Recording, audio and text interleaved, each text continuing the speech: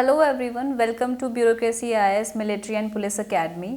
आज के इस वीडियो में हम स्टार्ट करेंगे जुडिशरी के बारे में। और क्योंकि मैं आपको कल वाले लेक्चर में यहाँ पे स्टेट लेजिस्लेचर के बारे में बता चुकी हूँ, गवर्नर हम डील कर चुके हैं, काउंसिल ऑफ मिनिस्टर्स हमने देखा था और साथ साथ ही स्टेट लेजिस्लेचर की हमने कुछ बातें करी थी।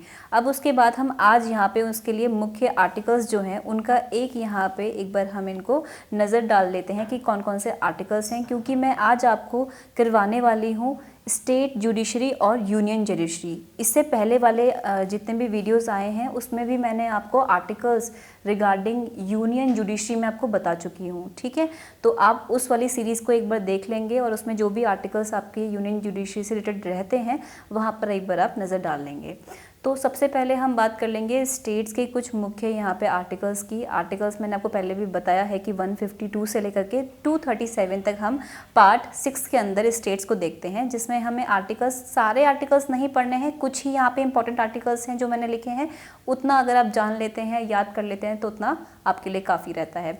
आर्टिकल 153 से स्टार्ट करेंगे तो ये गवर्नर ऑफ द स्टेट बोलता है। 154 सिमिलरली, जैसे आपको याद है ना, हमने यहाँ पे जब हम आर्टिकल प्रेसिडेंट के बारे में पढ़ते थे तो प्रेसिडेंट के लिए हम जब स्टार्ट करते थे तो हम वहाँ पे बोलते थे कि आर्टिकल सिंपल हमारा 52 बोलता था that there shall be the president of India, ठीक है।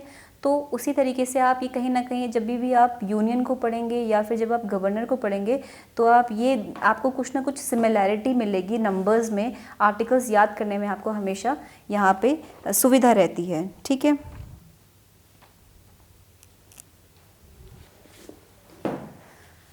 तो आर्टिकल 153 में हमने बोला गवर्नर्स ऑफ स्टेट रहता है, 154 में एग्जीक्यूटिव पावर्स ऑफ गवर्नर हैं, 155 में अपॉइंटमेंट ऑफ गवर्नर है जो कि हम कल देख चुके हैं, 161 में पार्डनिंग पावर्स हैं। पार्डनिंग पावर्स मैंने आपको बताया था कि गवर्नर्स की और प्रेसिडेंट की सेम रहती है, सिर्फ यहाँ पे ये ध्यान देने वाली बात है कि गवर्नर जो है वो यहाँ पे अगर आपकी डेथ सेंटेंस है तो उसको पार्डन नहीं कर सकता, however he can remit, respite, reprieve that and commute as well that sentence, ठीक है। 163 में council of ministers to aid and advise governor. 164 में other provisions to as to ministers. Remember जब हम काउंसिल ऑफ मिनिस्टर्स पढ़ते हैं कहाँ की, पार्लियामेंट की, तो वहाँ पे हमें 74 और 75 आर्टिकल्स जो थे वो मेनली रेफर करने पड़ते हैं for prime minister and council of minister. Similarly जब हम स्टेट लेजिस्लेचर की बात करते हैं तो मुझे यहाँ पे 163 और 164 आर्टिकल्स देखने को मिलते हैं। देखिए कितना अच्छा नंबर है ना। अगर आप 4 में 1 माइनस करते हैं तो आपको 3 मिलता है, 6 में +1 करते हैं तो 7 मिलता है। तो ऐसी 74 और यहाँ पे 163 और 75 164। तो जब भी मैं आपको ये बता दूँ कि जब भी आप यूनियन पढ़ रहे हैं तो उसके साथ स्टेट को लेकर के चलेंगे तो आपको आर्टिकल्स भी इजीली लर्न करने में हेल्प रहेगा और याद भी रहेंगे, ठीक है। फिर हम देखते हैं 165, हम बात करते हैं advocate general of the state की। हमने पढ़ा था यूनियन में हमारा अटॉर्नी जनरल था, ठीक है। मुझे आप कमेंट सेक्शन में लिख करके बताएंगे कि अटॉर्नी जनरल का कौन सा आर्टिकल रहता है, और वो बहुत ही इम्पॉर्टेंट आर्टिकल रहता है, ठीक है। आप उसे भूल नहीं सकते हैं, इसलिए आपको याद करना ही पड़ेगा। कुछ ऐसे आर्टिकल्स हैं, इनफैक्ट जो मैंने इस जितनी भी आपकी स्लाइड्स में मैंने आपको आर्टिकल्स बताए हैं, अगर आप उतने ही आर्टिकल्स याद कर लेते हैं, उनको एक बार दिमाग में रखते हैं, तो आपके सारे एग्जाम्स में कभी भी आर्टिकल से रिलेटेड कोई भी क्वेश्चन फंसेगा तो आप उसको हमेशा सही करके आएंगे, ठीक है। उसके बाद हम बात करते हैं आर्टिकल 167 की। तो ये duties of CM to furnish information to governor. याद है हमने जब हम बात कर रहे थे आर्टिकल 78 की तो मिलता जुलता है, यहाँ पे 167 है, वहाँ पे 78 था। आर्टिकल 168 कहता है constitution of legislatures in state, ठीक है। अब यहाँ से बेसिकली जो पार्लियामेंट था हमारा स्टार्ट हो जाता है कि कॉन्स्टिट्यूशन ऑफ पार्लियामेंट। सिमिलरली यहाँ पे 168 कहता है constitution of legislatures in different states. इसके बाद वेरी इंपॉर्टेंट, जो हमारा बहुत ही ज़्यादा इंपॉर्टेंट पार्ट है, जैसे कि हमने देखा था कि ऑर्डिनेंस मेकिंग पावर होती है प्रेसिडेंट की, सिमिलरली गवर्नर्स की भी ऑर्डिनेंस मेकिंग पावर होती है।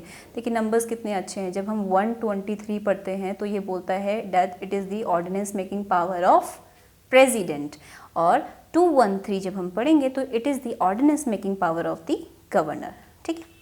आर्टिकल 124 से यहाँ से अब हमारा हाई कोर्ट स्टार्ट हो जाता है, सॉरी एक्चुअली मुझे 124 इसलिए याद आ रहा है क्योंकि हम सुप्रीम कोर्ट में 124 पढ़ते थे, दिस इज़ 214। देखिए इसीलिए मैं आपको बता रही हूँ ना बार बार कि नंबर्स यहाँ पे बहुत अच्छा इस तरीके से रखे गए हैं कि आप हमेशा कनेक्ट करके नंबर्स को याद कर सकते हैं। 124 क्या कहता है कि इस्टेब्लिशमेंट ऑफ सुप्रीम कोर्ट, और अगर हम बात करेंगे 214 की तो वो हाई कोर्ट्स के लिए बात करता है, ठीक है।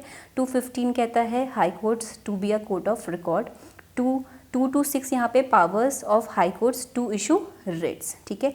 रिट्स की जो पावर है इशू करने की वो यहाँ पे 226 के अंदर है। सुप्रीम कोर्ट कौन से आर्टिकल के अंदर रिट प्रोवाइड करवाता है, please do right in comment section, ठीक है।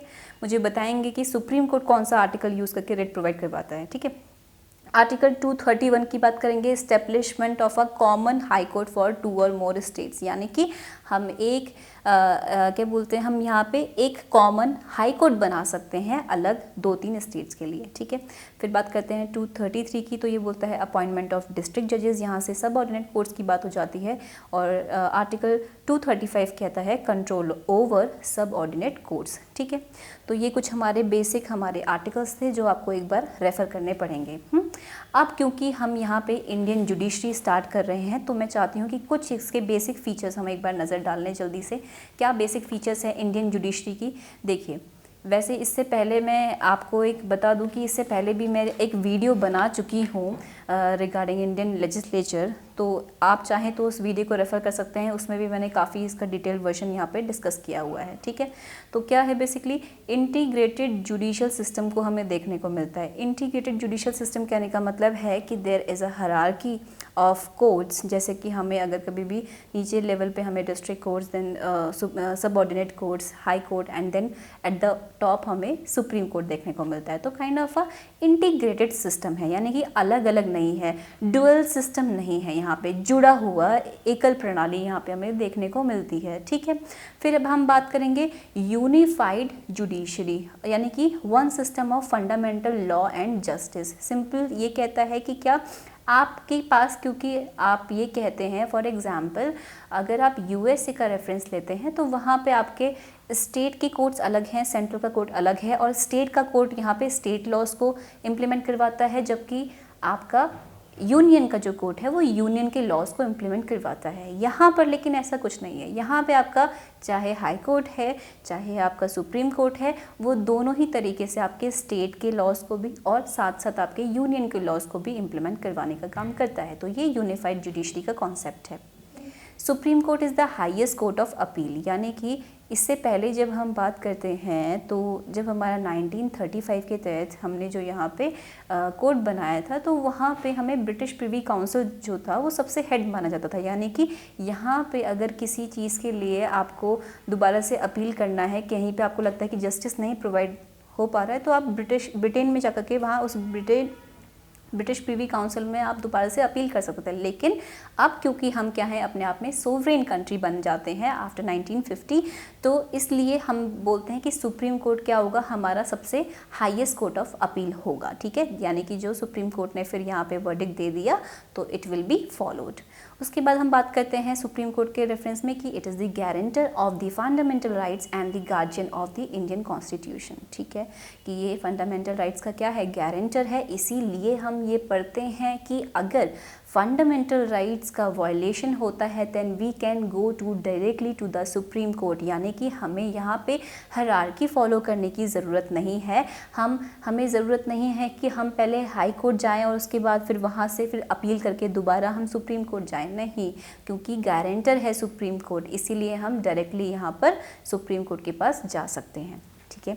और फिर साथ साथ हम ये पढ़ते हैं कि ये एक इंडिपेंडेंट और इम्पार्शियल हमारा इंस्टीट्यूशन है। इंडिपेंडेंट और इम्पार्शियल इस वजह से कहा गया है क्योंकि हम आर्टिकल 50 का कॉन्सेप्ट यहाँ पे इम्प्लाई करते हैं, यानी कि हम बोलते हैं there is a separation of the powers between the judiciary and the executive, यानी कि एग्जीक्यूटिव का यहाँ पे कोई रोल नहीं होता। जुडिशरी जो है यहाँ पे अपने आप में इंडिपेंडेंट है। हालांकि मैं आपको एक चीज़ बता दूं कि यहाँ पे हम जब अपॉइंटमेंट की बात करते हैं, जब हम अभी देखेंगे तो अपॉइंटमेंट की जब हम बात करेंगे जजेस की तो वो प्रेसिडेंट करता है, लेकिन ध्यान रखने वाली बात है कि रिकमेंडेशंस जो होती हैं वो बाय द जजेस ही होती हैं। इस वजह से काफ़ी हद तक हमने इस इंस्टीट्यूशन को इंडिपेंडेंट रखने की कोशिश करी है। ठीक है, तो जल्दी से हम यहाँ पे ना एक नया तरीका लेकर के आए हैं पढ़ने के लिए, क्योंकि देखिए क्या है, लंबे लंबे सेंटेंसेस में इस तरीके से पढ़ करके बोर हो जाते हैं। इसीलिए इससे अच्छा है कि सुप्रीम कोर्ट और हाई कोर्ट को हम एक टेबल फॉर्मेट में पढ़ें और उनके डिफरेंस एक साथ लेकर के चलें, आर्टिकल्स भी, सारी पावर्स भी, अपॉइंटमेंट भी। इससे मज़ा भी आएगा, आप रिलेट भी कर पाएंगे और आपको ये रिटेन भी रहेगा। ठीक है, तो स्टार्ट करते हैं सुप्रीम कोर्ट और हाई कोर्ट एक साथ, क्योंकि मैं आपका सुप्रीम कोर्ट की स्लाइड्स पहले दे चुकी हूँ, कहाँ से आर्टिकल से कहाँ तक हैं, तो आप उनको रेफर कर लीजिएगा। ठीक है, तो बात करते हैं सुप्रीम कोर्ट और हाई कोर्ट की डिफरेंसेस की। आर्टिकल्स में डिफरेंसेस देख लेते हैं। तो सिंपल सी बात है, 124 से लेकर के 147 तक इन पार्ट फिफ्थ हमें सुप्रीम कोर्ट देखने को मिलता है। ठीक है, तो गलती मत कीजिएगा, यहाँ पर फोर्थ मत बोल दीजिएगा। ठीक है, हाँ, फोर्थ में क्या था, DPSPs, राइट। तो याद रखेंगे, इन पार्ट फिफ्थ जो हमारा यूनियन है उसके अंदर 124 से लेकर के 147 तक हमें इनके आर्टिकल्स देखने को मिलते हैं। हाई कोर्ट जो है हमें पार्ट 6 के अंदर, जहाँ पे हमने स्टेट से स्टार्ट कर दिया था, तो वहाँ पे हमें 214 से लेकर के 231 तक इनका एक स्लैब देखने को मिलता है। फिर बात करते हैं कॉम्पोजिशन की। तो कॉम्पोजिशन के लिए याद रखेंगे कि सुप्रीम कोर्ट कंसिस्ट ऑफ 34 जजेस। ठीक है, ये रिसेंटली 2019 में एक यहाँ पे आपका नोटिफिकेशन द्वारा यहाँ पे नंबर ऑफ जजेस हमने बढ़ाए हैं। ठीक है, और यहाँ पे आप ये बोल सकते हैं कि 33 अन्य जजेस प्लस 1 चीफ जस्टिस हैं। और आपने देखा होगा कि इस बार की जो न्यूज़ थी उसमें हमारी काफ़ी जो लेडी जजेस हैं उनको प्रमोट किया गया है सुप्रीम कोर्ट में, और वो जजेस का उन्होंने आप कह सकते हैं कि उनको पोस्ट दिया गया है। और ये भी बोला जा रहा है कि बहुत जल्द ही, अगर सीनियरिटी के बेसिस पे हमें बहुत जल्द ही हमारी पहली महिला CJI मिल सकती हैं। ठीक है, फिर बात करेंगे यहाँ पे हाई कोर्ट की। तो हाई कोर्ट में यहाँ पे देखिए स्पेसिफिक आप कह सकते हैं कि नंबर नहीं दिया हुआ, क्योंकि हर एक कोर्ट की या हर एक स्टेट की अपनी डिमांड के हिसाब से वहाँ पे जिस तरीके से रिक्वायरमेंट है तो वहाँ पे वो नंबर डिसाइड कर सकते हैं। तो सिंपली हम यहाँ पे ये देखते हैं कि every high court consist of a CJ यानी कि chief justice and such other जजेस एज प्रेसिडेंट डिसाइड्स। तो प्रेसिडेंट जैसे डिसाइड करते हैं उस स्टेट के लिए उतने हमें जजेस देखने को मिलते हैं इन द हाई कोर्ट। ठीक है, फिर अपॉइंटमेंट की बात कर लेते हैं। तो अभी बताया था मैंने, अपॉइंटमेंट यहाँ पे बाय प्रेसिडेंट होता है, प्रेसिडेंट के अगर द्वारा होता है, लेकिन यहाँ पे ध्यान रखेंगे कि रिकमेंडेशंस देता है। रिकमेंडेशन यहाँ पे कॉलेजियम सिस्टम द्वारा होता है। ठीक है, हाउएवर हमने कोशिश करी थी कि हम NJAC लेकर के आएँ, यानी कि नेशनल जुडिशियल अपॉइंटमेंट, हमने यहाँ पे कमीशन बनाने की बात करी थी, जिसमें एग्जीक्यूटिव बॉडी भी यहाँ पर रोल प्ले कर रही थी। लेकिन फिर क्योंकि सुप्रीम कोर्ट ने इसको स्ट्रक डाउन कर दिया और ये बोला कि ये हमारी कहीं ना कहीं इंडिपेंडेंसी पे या सुप्रीमेसी पे क्या है, वॉयलेशन है, इसीलिए ये एक बेसिक फीचर को या basic feature of the constitution को क्या करता है, वॉयलेट करता है, इसलिए इसको स्ट्रक डाउन कर दिया गया और ये बोला गया कि हमारी इंडिपेंडेंसी सस्टेन रहनी चाहिए। तो इसलिए दोबारा से कॉलेजियम सिस्टम पर ही हम आ जाते हैं। और कॉलेजियम सिस्टम बेसिकली क्या है, ये ऐसा जजेस का ग्रुप रहता है जिसमें आप CJI और अन्य सीनियर मोस्ट जजेस यहाँ पे रहते हैं, जो आपका मेजॉरिटी के तहत आपको क्या करते हैं, रिकमेंडेशंस प्रोवाइड करते हैं प्रेसिडेंट को, और वो प्रेसिडेंट फिर उनको यहाँ पे नियुक्ति देते हैं। ठीक है, तो कॉलेजियम का जो सिस्टम है बेसिकली हम याद रखेंगे कि यहाँ पे सीनियर मोस्ट जजेस को उनको रेफ़र करना पड़ता है। हालांकि एक चीज़ मैं ऐड कर दूँ, हमने ये बोला गया है कि अगर हम CJI की बात करें, चीफ जस्टिस की बात करें, तो हम वो सीनियरिटी के बेसिस पे बनाते हैं कि जैसे जैसे आपका जो लिस्ट हम निकालते हैं तो उसमें जो द मोस्ट सीनियर पर्सन होता है उनको हम यहाँ पे CJI बनाते हैं, और अदर जजेस के लिए हम यहाँ पे कॉलेजियम सिस्टम बैठाते हैं, और कॉलेजियम सिस्टम में CJI भी होते हैं और फिर वो रिकमेंडेशंस भेजते हैं। ठीक है, फिर बात करेंगे अगर हाई कोर्ट की, तो हाई कोर्ट के लिए ध्यान रखेंगे कि हाई कोर्ट में यहाँ पे अगर आप चीफ जस्टिस को अपॉइंट कर रहे हैं तो चीफ जस्टिस को अपॉइंट करने के लिए सिंपल CJI हमारे होते हैं और गवर्नर से कंसल्टेशन करना पड़ता है, और उसके बाद वो यहाँ पे नियुक्ति करते हैं। और अगर किसी और जज की other than chief justice of the high court की हम यहाँ पे नियुक्ति कर रहे हैं, तो वहाँ पर आपको उस स्टेट के चीफ जस्टिस को भी यहाँ पे कंसल्ट करना पड़ता है, और फिर यहाँ पे रिकमेंडेशंस भेजी जाती हैं। फिर बात करते हैं क्वालिफिकेशंस की। क्वालिफिकेशंस में सिंपल है कि सिटीज़न ऑफ इंडिया होना चाहिए, सुप्रीम कोर्ट के लिए हम पढ़ रहे हैं तो he should be the citizen of India and he should have been. अच्छा, यहाँ पे जो सेकंड पॉइंट है इनके बीच में और लगा हुआ है, यानी कि इन तीनों में से सिर्फ एक कोई कंडीशन अगर फुलफिल होती है तो मेरे यहाँ पे वो एलिजिबल हो जाते हैं सुप्रीम कोर्ट के जज बनने के लिए, ठीक है। तो कौन कौन सी कंडीशन है? He should have been a जज of high court for 5 years, ठीक है, यानी कि हाई कोर्ट के वो जज रहने चाहिए 5 साल तक। An advocate of high court for 10 years और an eminent jurist in the eyes of president, यानी कि इन तीनों में से एक भी कंडीशन फुलफिल करते हैं तो वो सुप्रीम कोर्ट के जज यहाँ पे नियुक्त करे जा सकते हैं। सिमिलरली ऐसे ही हम यहाँ पे हाई कोर्ट में भी देखते हैं कि ही should be the citizen of India and second condition में बोलता है, इसमें 2 कंडीशन हमें देखने को मिलती है, यहाँ पे जो एमिनेंट जूरिस्ट वाली जो कंडीशन है वो नहीं रहती है, ठीक है। तो सिटीजन ऑफ इंडिया होने चाहिए, should have held judicial office for 10 years और an advocate of high court for 10 years। अच्छा, एक चीज़ और बता दूं यहाँ पे कि क्वालिफिकेशंस में यहाँ पे हमें कोई भी मिनिमम एज नहीं प्रिस्क्राइब करी गई है, ठीक है, यानी कि हम अगर ये क्राइटेरियाज फुलफिल करते हैं तो हम सुप्रीम कोर्ट और हाई कोर्ट के जजेस बन सकते हैं। ओथ एंड अफर्मेशन की बात करते हैं तो यहाँ पे है bear true faith and allegiance to the constitution of India, uphold the sovereignty and integrity of the nation, duly and faithfully perform duties, uphold laws and constitution of the India, ठीक है। तो these are the oaths जो उनको withhold करनी पड़ती हैं। Salaries and allowances की बात कर देंगे तो सैलरीज एंड अलाउंसेस यहाँ पे डिटरमाइंड बाय द पार्लियामेंट होती हैं। And one more thing is कि जब अगर वो सर्विस में हैं तो यहाँ पर हम घटा या बढ़ा नहीं सकते डिसएडवांटेज के लिए उनके, और ये चार्ज्ड होती हैं, आप कह सकते हैं कंसोलिडेटेड फंड ऑफ इंडिया से, ठीक है। टेन्योर की अगर हम बात करते हैं तो यहाँ पे टेन्योर फिक्स नहीं किया गया है, सिर्फ ये बोला गया है कि they hold office until attains the age of 65 years in the case of supreme court and he holds office until attains the age of 62 years in the case of high court, ठीक है। फिर बात करते हैं removal की। Removal के लिए यहाँ पे 2 चीज़ बताई गई हैं, यानी कि इम्पीच किया जा सकता है इनको सिर्फ 2 ग्राउंड्स पे। वो 2 ग्राउंड्स कौन से होते हैं? प्रूव्ड मिसबिहेवियर और इनकैपेसिटी, ठीक है। ध्यान रखेंगे कि इनको इम्पीच सिर्फ 2 रीजंस की वजह से किया जा सकता है, प्रूव्ड मिसबिहेवियर एंड इनकैपेसिटी, ठीक है। अच्छा, कौन करता है इनको? तो करा तो ये प्रेसिडेंट द्वारा जाते हैं, by president, however on the recommendations of the parliament, ठीक है। और रिकमेंडेशंस ऑफ द पार्लियामेंट यहाँ पे बेसिकली आप देखेंगे एक प्रोसीजर एक अपनाया जाता है जहाँ पे एक कमेटी बिठाई जाती है। इनफैक्ट उससे पहले ही ये रिजोल्यूशन को एक्सेप्ट करने के लिए ही यहाँ पे 100 मेंबर्स उसको सपोर्ट करने चाहिए इन द केस ऑफ लोकसभा और 50 मेंबर्स सपोर्ट करने चाहिए इन द केस ऑफ राज्यसभा। फिर उसके बाद यहाँ पे स्पीकर या चेयरमैन डिसाइड करते हैं कि वो रेजोल्यूशन एडमिट करना है या नहीं करना है। फिर उसके बाद यहाँ पे 3 मेंबर्ड इंक्वायरी कमेटी बिठाई जाती है। उसके बाद अगर वो कमेटी पास कर देती है फिर वो बिल पास हो जाता है और यहाँ पे स्पेशल मेजॉरिटी द्वारा अगर वो रेजोल्यूशन पास हो जाता है तो फिर वो इम्पीच हो जाते हैं, ठीक है। इन केस ऑफ रेजिग्नेशन, तो रेजिग्नेशन में ध्यान रखेंगे कि ये राइट कर सकते हैं, प्रेसिडेंट को रिज़ाइन कर सकते हैं। सिमिलरली यहाँ पे भी सेम प्रोसेस है इन the case of high court. Independence की बात करेंगे तो इंडिपेंडेंस में यहाँ पे कुछ फीचर्स हैं जिसकी वजह से मैंने आपको बताया ना पहले शुरुआत में कि ये बेसिक फीचर है कि ये हमने जो जुडिशरी का ऑफिस रखा हुआ है ये इंडिपेंडेंट रखा हुआ है। तो ये किस वजह से मैं ऐसा बोल सकती हूँ, तो these are the given reasons here. क्या क्या रीजंस की वजह से मैं इनको इंडिपेंडेंट इंस्टीट्यूशन बोल रही हूँ? क्योंकि मोड ऑफ अपॉइंटमेंट की अगर हम बात करते हैं तो यहाँ पे बहुत ही कम इंटरफेरेंस देखने को मिलता है मुझे एग्जीक्यूटिव और लेजिस्लेटिव बॉडी का, यानी कि खुद ही ये अपने आप इनका चयन या फिर अपॉइंटमेंट करते हैं, सिंपल, ठीक है।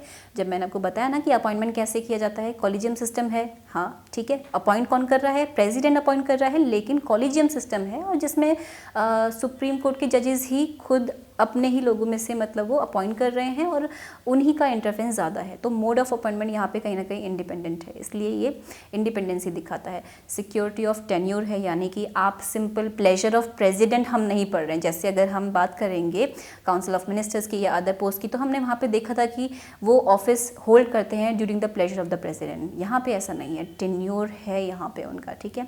तो सिक्योरिटी ऑफ टेन्योर रहती है उनकी और उनको सिर्फ 2 ग्राउंड्स पे इम्पीच किया जा सकता है। वो भी एक पूरा अच्छा खासा प्रोसेस है, वो फॉलो करना पड़ता है, तब जाकर के आप उनको इम्पीच कर सकते हैं। तो इसलिए सिक्योरिटी ऑफ टेन्योर यहाँ पे है उनकी, ठीक है।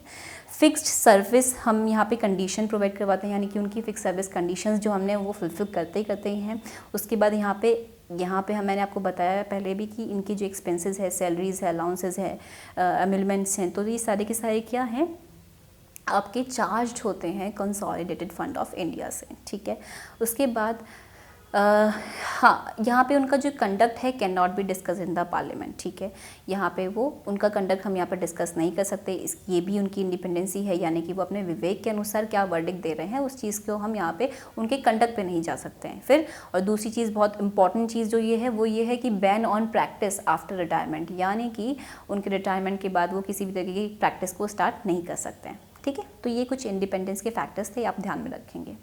पावर्स की बात करें तो पावर्स में अच्छा सेम चीज़ यहीं पे हाई कोर्ट में भी सेम चीज़ होता है। ठीक है, फिर बात करेंगे यहाँ पे सुप्रीम कोर्ट की पावर्स और हाई कोर्ट की पावर्स की। ठीक है, तो ये बुक में आपको अच्छी खासी यहाँ पे इन डिटेल आपको मिल जाएगा। अब क्योंकि ये एक आपका रिविजन सीरीज़ है, so it's not possible for me कि मैं यहाँ पे आपको सारा डिस्क्रिप्शन दूँ।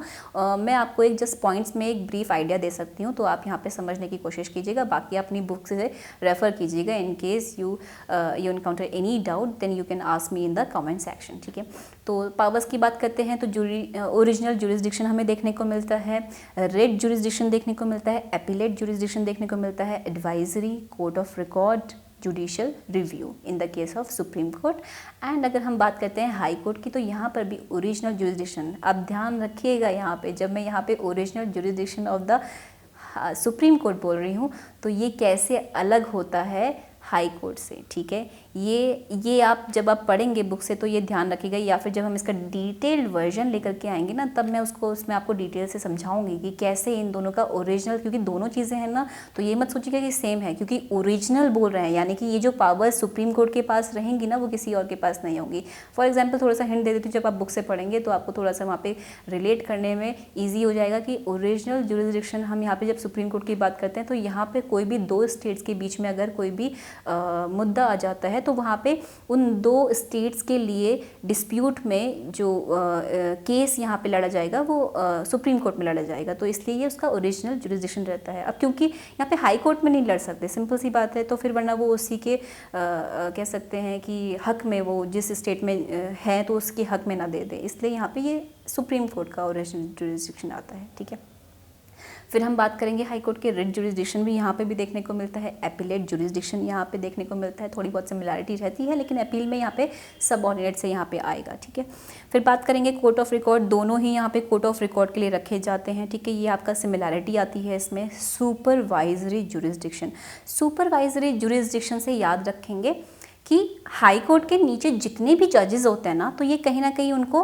कमांड करता है, उनको डायरेक्ट करता है या उनको सुपरवाइज करता है। ठीक है, तो कहीं पे कोई एरर तो नहीं हो गया, मतलब जैसे आपने कोई वर्डिक्ट दिया तो उसमें जस्टिस में कोई एरर तो नहीं हो गया, वो आर्बिट्रेरी तो नहीं था, तो ऐसी चीज़ों को देख रेख करना ये हाई कोर्ट का काम है। ठीक है, और जुडिशियल रिव्यू यहाँ पर भी हमें देखने को मिलता है।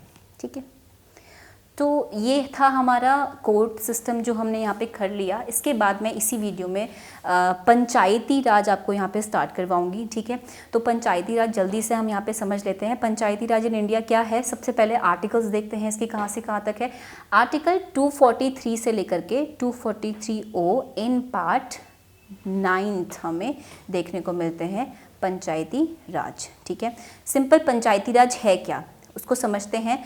आपको DPSPs मैंने पढ़ाए थे, वहाँ से याद है मैंने आपके जो प्रिंसिपल्स थे 3 आइडियोलॉजीज में बांटे थे, कौन कौन से याद करेंगे, socialistic principles, Gandhian principles and liberal intellectual principles. ठीक है, तो उसी में से याद कीजिएगा the constitution of India in article 40, याद आ रहा है आर्टिकल 40, 0 है ना 40 का, उससे 0 से रिलेट कर दीजिए कि ऑर्गेनाइज ग्राम पंचायत, याद आया कुछ, 40 का 0 और फिर O का ऑर्गेनाइज, ऐसे करके याद कर लीजिएगा। ठीक है, तो ये कहता है कि the state shall take steps to organise village panchayat and endow them with such powers and authority as may be necessary to enable them to function as units of self government। Simple सा अगर इसको simple भाषा में बोलूँ तो ये कहता है कि यहाँ पर स्टेट को वर्क करना चाहिए कि क्या, कि वो यहाँ पे सेल्फ गवर्नमेंट ला सकें।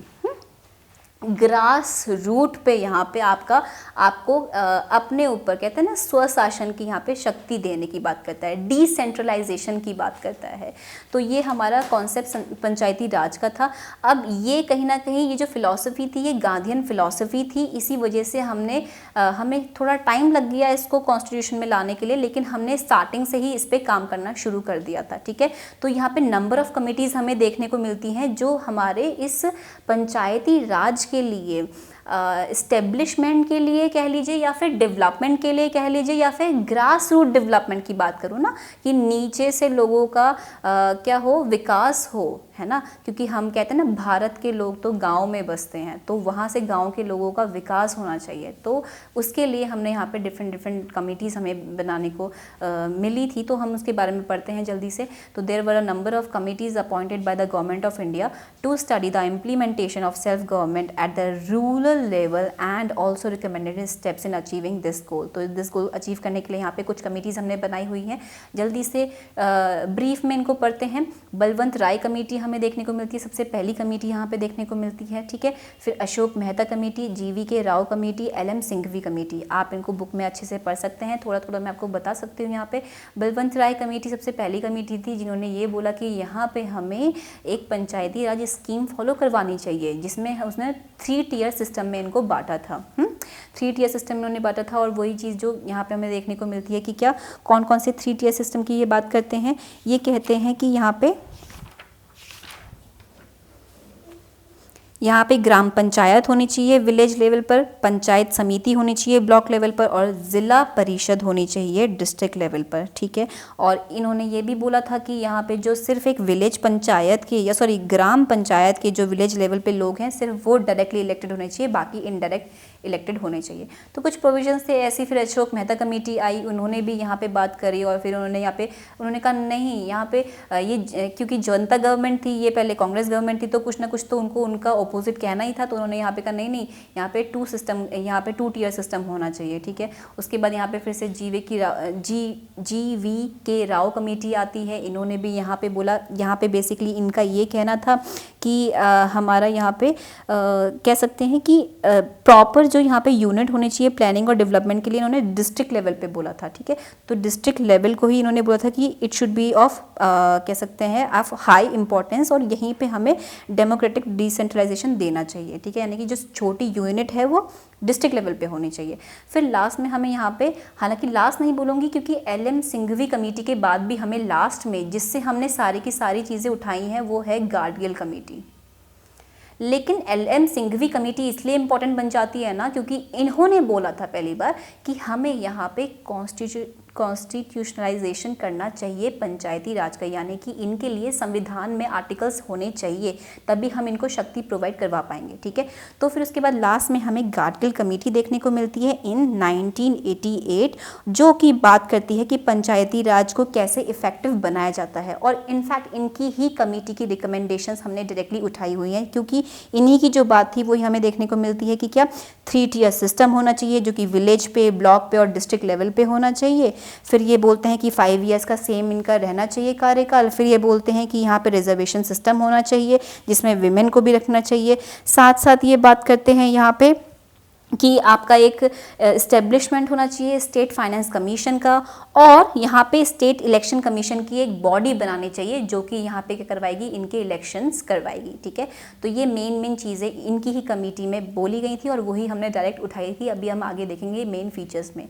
तो basically the Congress government under the prime ministership of PV Narasimha Rao considered the matter of constitutionalisation of panchayat raj bodies and introduce and government enacted 73rd Amendment Act 1992 and came into force in 1993. ठीक है, तो बात करते हैं salient features of the act की। तो salient features में सबसे पहला जो है, इसमें बात करेंगे कि जो हमने अभी यहाँ पे गार्डगिल कमेटी की हम बात कर रहे थे, तो वहीं से सारी चीज़ें हमने उठाई हुई हैं। तो ये कहते हैं कि ग्राम सभा एक ऐसा प्राइमरी बॉडी होगा पंचायती राज का जिसको हम सिंगल मतलब आप कह सकते हैं बेसिक यूनिट कहेंगे, and it is the village assembly consisting of all registered voters within the area of the panchayat. Please take a note of that, क्योंकि यहाँ पे ये डायरेक्ट इसका डेफिनेशन पूछता है। ये बोलता है कि ग्राम सभा है कौन, ग्राम सभा का डेफिनेशन सिंपल क्या है, किसको हम ग्राम सभा कहेंगे, ठीक है। तो ग्राम सभा कौन होती है, ये सारे विलेज असेंबली के ऐसे मेंबर्स कहलाए जाते हैं, रजिस्टर्ड वोटर्स बेसिकली, जो कि एक एरिया ऑफ पंचायत में आते हैं। और इन्होंने ही 3 टियर सिस्टम कहा था। तो 3 टियर सिस्टम बेसिकली कहाँ पे, विलेज पे, इंटरमीडिएट लेवल पे और डिस्ट्रिक्ट लेवल पे यहाँ पे 3 टियर सिस्टम होना चाहिए, ठीक है। सिलेक्शन ऑफ मेंबर्स और चेयरपर्सन की बात करते हैं तो इन्होंने बोला था कि तीनों में ही हमारे डायरेक्ट इलेक्शंस होने चाहिए, यानी कि तीनों लेवल्स पे, कौन कौन से, विलेज पे भी, इंटरमीडिएट पे भी और डिस्ट्रिक्ट लेवल पे भी। हाउएवर चेयरपर्सन्स की अगर ये बात करते हैं तो वो बोलते हैं कि क्या, chairpersons to the intermediate and the district level are elected indirectly, यानी कि यहाँ पे तो हम ग्राम प्रधान चुनते हैं ना, तो ग्राम प्रधान तो हम डायरेक्टली चुनते हैं, लेकिन जब हम बात करते हैं किसकी, चेयरपर्सन्स ऑफ द इंटरमीडिएट, यानी कि हम जब ब्लॉक की बात करते हैं या फिर जिला परिषद की बात करते हैं, तो वहाँ पे जो अपनी ही जो उनकी काउंसिल बन करके जाती है, तो उन्हीं काउंसिल में से वो वोटिंग करवाते हैं और फिर उसी का हेड वो बनता है क्या, उसका चेयरमैन। तो इसीलिए वो एक काइंड ऑफ इनडायरेक्ट इलेक्शन हो जाता है, ठीक है। फिर हम यहाँ पे बात करते हैं रिजर्वेशन ऑफ सीट्स की, तो यहाँ पे बोलते हैं ST SCs को यहाँ पे रिजर्वेशन देना चाहिए, 1/3 जो सीट्स हैं वो विमेन के लिए रिजर्व होनी चाहिए, और स्टेट को लगता है कि अगर बैकवर्ड क्लासेस हैं तो उनके अपलिफ्टमेंट के लिए भी, उनके फेवर में भी यहाँ पे वो सीट्स रिजर्व रख सकते हैं, ठीक है। ड्यूरेशन की बात कर रहे हैं, सिंपल पहले पढ़ लिया था, 5 ईयर का टेन्योर रहता है इनका, ठीक है। उसके बाद लेवल्स ऑफ, यहाँ पे basically to all levels of panchayat, ये हर लेवल में बात करते हैं कि 5 साल का कार्यकाल रहेगा। फिर यहाँ पे formation of state election commission की बात करते हैं, क्योंकि देखिए जब हम बात करेंगे ना यहाँ पे सेंट्रल इलेक्शन कमीशन की बात जब हम करेंगे तो ध्यान रखेंगे कि वो क्या करवाता है, आपके स्टेट के इलेक्शंस करवाता है, पार्लियामेंट के इलेक्शंस करवाता है, प्रेसिडेंट एंड वाइस प्रेसिडेंट के इलेक्शंस करवाता है। लेकिन क्योंकि जब हम नई बॉडी बना रहे हैं ना, हम क्या कर रहे हैं, यहाँ पे पावर्स दे रहे हैं, तो उसके लिए ज़रूरी हो जाएगा कि यहाँ पे स्टेट इलेक्शन कमीशन भी फॉर्मेशन करना पड़े ताकि वो उसके इलेक्शंस करवा पाए, ठीक है। वरना क्या हो जाएगा, अगर हम ये बोलते कि नहीं नहीं इलेक्शन कमीशन, चीफ इलेक्शन जो सेंट्रल इलेक्शन कमीशन है वही यहाँ पे आपका इलेक्शंस करवा रहा है, तो उसके ऊपर काफ़ी बर्डन पड़ जाता है, ठीक है। तो इसलिए नई बॉडी बनाई, तो is responsible for the superintendence, direction, control of the preparation of the electoral rules and conducting elections for the panchayat.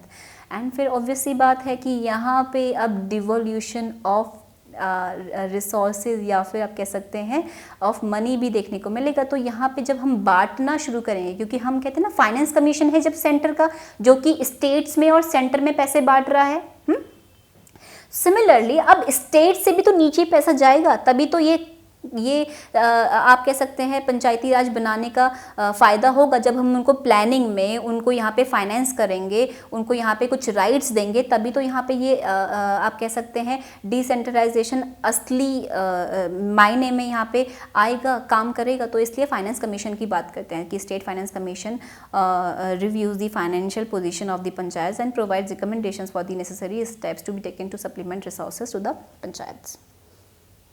इसी के साथ अब हम जब पंचायती राज खत्म कर चुके हैं तो उसके साथ हम यहीं पे म्यूनिसिपैलिटी भी पढ़ते हैं, ठीक है।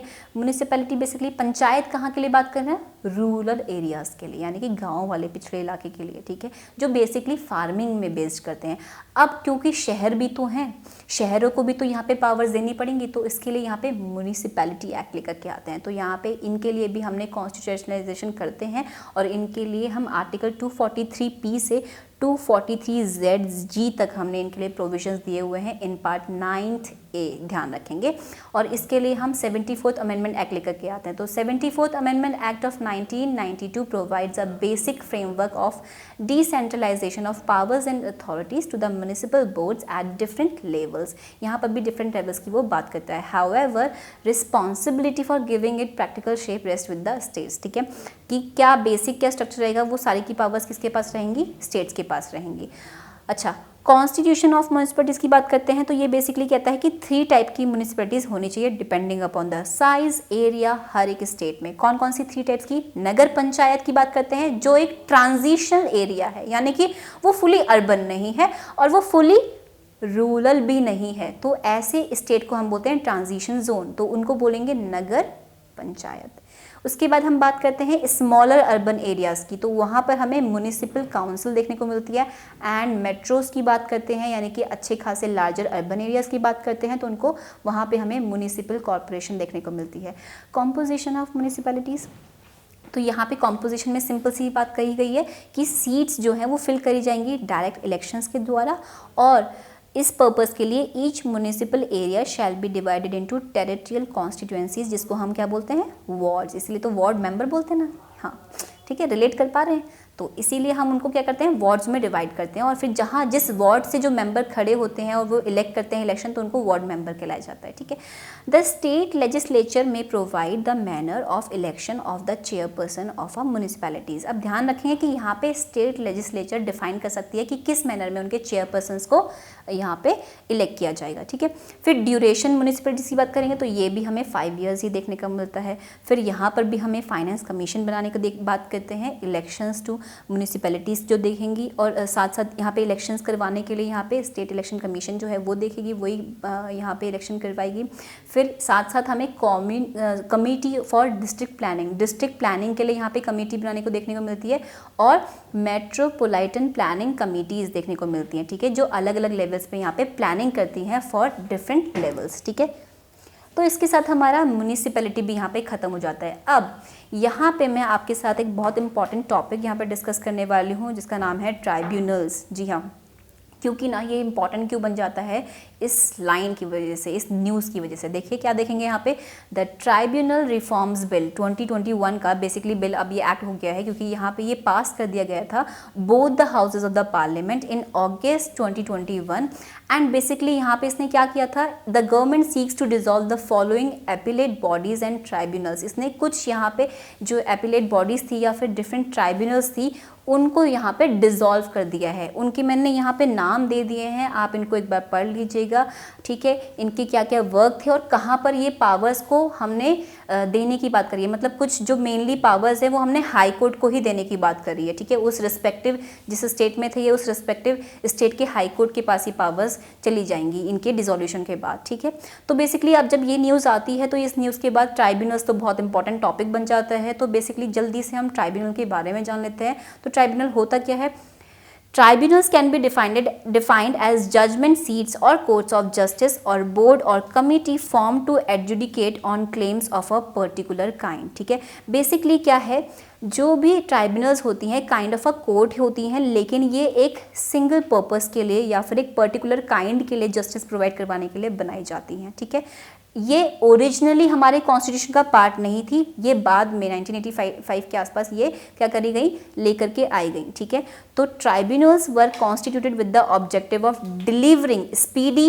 Inexpensive and decentralised adjudication of disputes in various matters. यानी कि जिस एरिया में वो दिक्कत आ रही है ना, तो वहाँ पे हम ट्राइब्यूनल बिल्ड करवा सकते हैं, बनवा सकते हैं, और इनका काम ही यही है कि क्या, डिलीवरी, मतलब मुझे जल्दी से स्पीडी यहाँ पे जस्टिस मिल जाए, जो कि इनएक्सपेंसिव रहता है और यहाँ पे डिसेंट्रलाइज्ड रहता है। इस वजह से इनका फॉर्मेशन देखने को मिलता है। तो tribunals are created to avoid regular courts route for dispensation of disputes. यानी कि हमें कोर्ट के चक्कर, क्योंकि कोर्ट अपने आप में ही उनके पास इतने ज़्यादा केसेस ओवरलोडेड वो रहते हैं, उन फिर तारीख पे तारीख फिर हमें देखने को मिलती है, तो इस वजह से ट्राइब्यूनल्स यहाँ पे बनाए जाते हैं। ठीक है, फिर मेन फीचर्स की भी इनकी बात करेंगे। Some tribunals are specialised government agencies like boards and they have also decision making powers conferred upon them by law. ठीक है, उसके बाद हम देखते हैं the 42nd amendment act introduce these provisions in accordance with the recommendation of the Swaran Singh committee. इन्होंने यहाँ पे ट्रिब्यूनल बनाने की बात करी थी। The amendment introduce very important part 14th A to the constitution. ठीक है, यहाँ पे न्यू पार्ट हमें ऐड करना पड़ता है 14th A, और इसमें हमें सिर्फ 2 मेन आर्टिकल्स देखने को मिलते हैं, जिसका है article 323A and article 323B। यानी कि 2 तरीके की ट्राइब्यूनल्स हमें देखने को मिलती है, एक होती है एडमिनिस्ट्रेटिव ट्राइब्यूनल्स और दूसरी होती है ट्राइब्यूनल्स फॉर अदर सब्जेक्ट्स। यानी कि एडमिनिस्ट्रेशन से रिलेटेड जितनी भी ट्राइब्यूनल्स होंगे या जितने भी केसेस होंगे ना, वो सब ये देखेगी एडमिनिस्ट्रेशन वाली, है ना, यानी कि पब्लिक हाउसेस वाली, यानी कि पब्लिक जितने भी आपके गवर्नमेंट सर्विसेज हैं उनसे रिलेटेड जो भी डिस्प्यूट रहता है तो वो एडमिनिस्ट्रेटिव ट्राइब्यूनल बना करके हम यहाँ पे सॉल्व करेंगे। बाकी जितने भी यहाँ पे सब्जेक्ट्स रहते हैं वो 323B के तहत हम यहाँ पे फॉर्मेशन कर सकते हैं उस ट्राइब्यूनल का।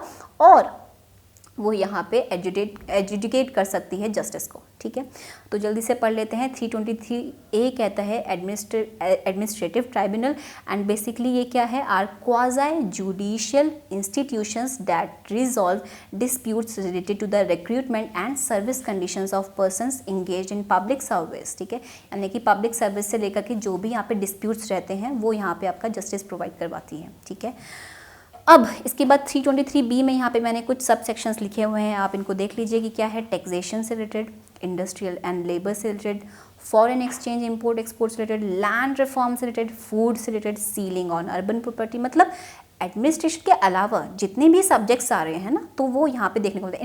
इनफैक्ट कि ये आपने देखा होगा, बहुत नाम सुना होगा ग्रीन ट्रिब्यूनल्स की, नेशनल ग्रीन ट्रिब्यूनल, तो ये भी हमारा 323 बेसिकली आप कह सकते हैं बी के अंदर आती हैं।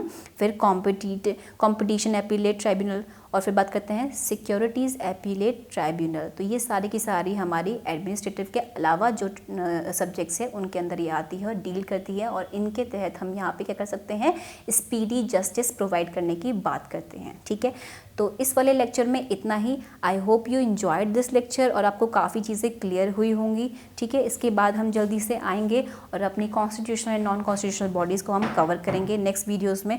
तो आई होप कि आप मेरे साथ यहाँ पे चल रहे होंगे, अपनी बुक को रिवाइज़ कर रहे होंगे। इसके साथ हम मेजर यहाँ पे पोर्शन कंप्लीट कर चुके हैं। तो इस वीडियो में इतना ही। Thank you.